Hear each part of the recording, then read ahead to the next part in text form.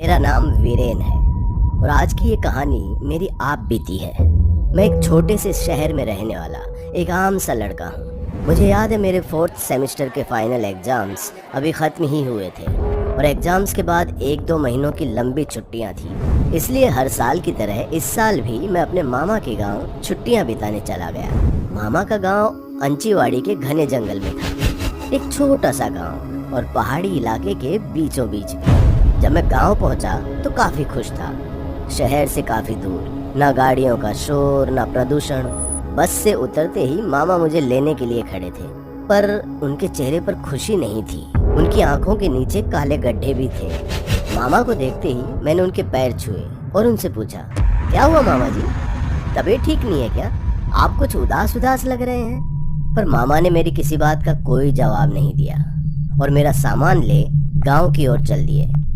पर जैसे ही मैं गांव के अंदर आया, गांव में एक अजीब सी मौत की शांति पसरी हुई थी। न बंदा न बंदे की जात। गांव में आते ही मुझे कुछ बेचैनी सी होने लगी। मुझे बार बार ऐसे लगता कि जैसे कोई छिपकर मुझ पर नजर रख रहा हो। पर जब मैं पीछे मुड़कर देखता तब मुझे कोई दिखाई नहीं देता। मैंने मामा से गांव के इस हाल के बारे में पूछा और इसका जवाब भी उन्होंने खामोशी से ही दिया। अब हम लोग घर आ चुके थे और हर बार की तरह मुझे इस बार भी मेरे दोस्त मोहन का इंतजार था। वो मामा के घर के पड़ोस में ही रहता था, पर देर रात तक भी वो मुझसे मिलने नहीं आया। रात भी अपने उफान पर थी। मैं अपने कमरे में सो रहा था, तभी मुझे कमरे में किसी की आहट महसूस हुई। मैंने जब आसपास देखा तो मोहन मुझसे मिलने आया हुआ था। मोहन, तू चोरों की तरह क्यों आया है घर पे? अरे मैं कब से तेरा इंतजार कर रहा था। पर मोहन ने मेरी बात काटते हुए बस इतना कहा, चल आजा, एक मस्त चीज पिलाता हूँ, दिल खुश हो जाएगा तेरा। मुझे मोहन की बात और उसका बर्ताव दोनों से डर लग रहा था, पर मेरे कुछ कहने से पहले वो मेरा हाथ पकड़कर मुझे जंगल की ओर ले चला। पूरे रास्ते हम खामोश ही रहे, पर मुझे क्या पता था कि मैं अपनी बर्बादी के रास्ते पर निकला हूँ। कुछ देर चलने के बाद मोहन मुझे एक तालाब के पास ले आया। अरे इतनी रात में मुझे इस तालाब के पास क्यों लाए हो? सुन मोहन, मुझे कुछ नहीं पता, मुझे अभी के अभी वापस ले चलो। मेरे इतना कहते ही मोहन मेरी बात पर हंसने लगा। पर इससे पहले कि मैं कुछ समझ पाता, देखते ही देखते तालाब से अनगिनत लोगों की लाशें निकलने लगी और उन लाशों के बीच मेरे मामा का पूरा परिवार था। अपनी आंखों के सामने अपने मामा की लाश देखकर मेरे जिस्म का सारा खून सूखने को हो गया था।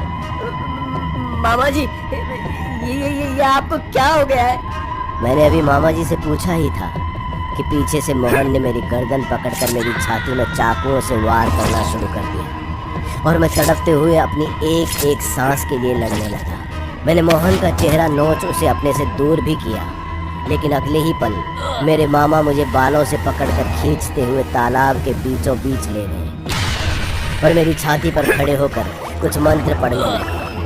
जैसे जैसे मंत्रों का उच्चारण तेज होता जाता, तालाब की मिट्टी से बहुत सारी लाशें निकल मामा के जिस्म में समाती जा रही, जिससे मामा का चेहरा भी बदलने लगा। शायद वो असली रूप में आ रहे थे, जो दिखने में बेहद भयानक और खूंखार था। उनके चेहरे से सड़ा गला मांस अपने आप ही नीचे गिर रहा था। उनके नाखून और दांत भी पहले से बड़े और नुकीले हो गए थे। इधर पानी के अंदर मेरा शरीर अब धीरे धीरे अकड़ने लगा। मेरी आंख और नाक से खून रिसने लगा था, जिसका दर्द मैं बर्दाश्त नहीं कर पा रहा था। और कब मैंने अपने जीवन की आखिरी सांस ली, ये मुझे नहीं पता। वीरेन, वीरेन, बेटा वीरेन, उठो, क्या हो गया तुम्हें? वीरेन, वीरेन। मामा मेरा गाल थपथपाते हुए मुझे होश में लाने की कोशिश कर रहे थे, क्योंकि मैं घंटों से बिस्तर पर लेटा हुआ किसी सिरकटी लाश की तरह छटपटा रहा था। और होश में आते ही मैंने सबसे पहले मोहन का नाम लिया। होश संभालते ही सपने में हुआ सब कुछ मैंने मामा को बता दिया। मेरी सारी बातें ध्यान से सुनने के बाद मामा ने मुझे पहली बार सच से रूबरू करवाया। बेटा वीरेन, तुमने जो देखा वो महज इत्तेफाक नहीं, बल्कि सच का दूसरा चेहरा है, डरावना चेहरा। दरअसल बेटा, हमारे गांव में चकवा का कहर है। चकवा? पर ये चकवा क्या होता है? बेटा, भूतों में डायन, चुड़ैल, पिशाच, राक्षस, बुरी आत्मा जैसे बहुत से प्रकार होते हैं, लेकिन उन्हीं में से एक प्रकार है चकवा, जो बहुत लोगों को नहीं पता है। चकवा का मराठी में मतलब होता है चकमा देने वाला। दरअसल चकवा एक पिशाच होता है जो रात में बाहर आता है और मासूम लोगों को मार कर उनसे अपनी प्यास बुझाता है।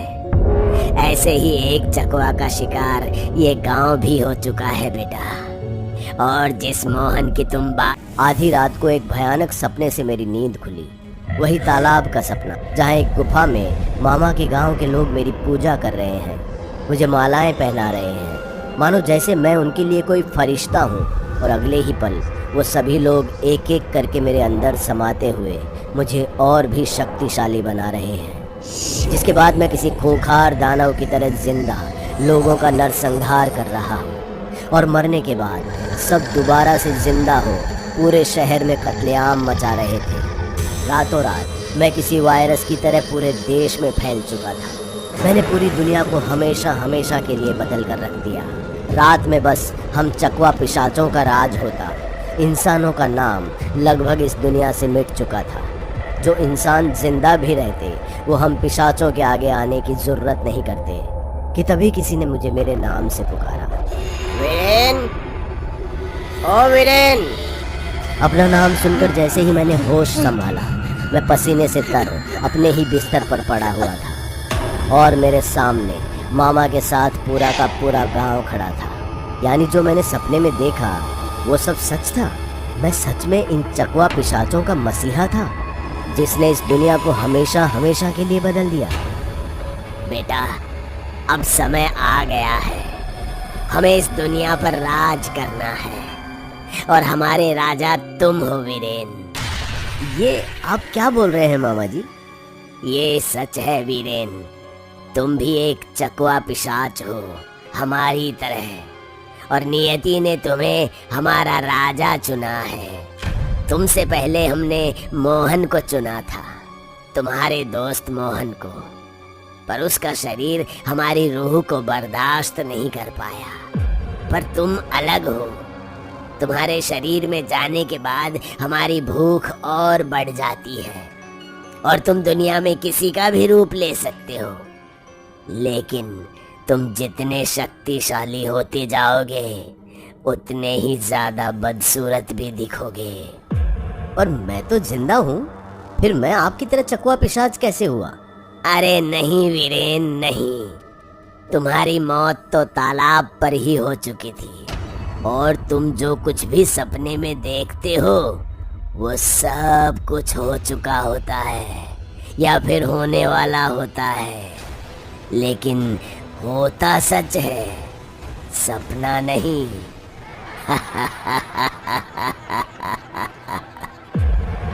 इतना कहकर मामा के साथ साथ पूरा गांव कमरे में खड़ा हंस रहा था और फिर हंसते हुए ही सारे के सारे लोग एक एक कर मेरे अंदर समाने लगे। मैं पहले से और भी ज़्यादा खुद को ताकतवर और शक्तिशाली महसूस कर रहा था, पर जैसे ही मेरी नज़र आईने पर गई मेरे पैरों के तले से ज़मीन खिसक गई। सच में मेरा चेहरा भी सड़ा गला उन्हीं चकवा पिशाचों जैसा हो गया था। इसका मतलब साफ था कि अब मैं भी एक चकवा हूँ जिसे इस दुनिया को कब्जाने के लिए चुना गया है। तो अगर तुम मेरे रास्ते में आने वाले हो तो मैं तुम सबको पहले ही खबरदार कर रहा हूँ, मैं किसी को जिंदा नहीं छोड़ने वाला। मेरी भूख अब बढ़ चुकी है।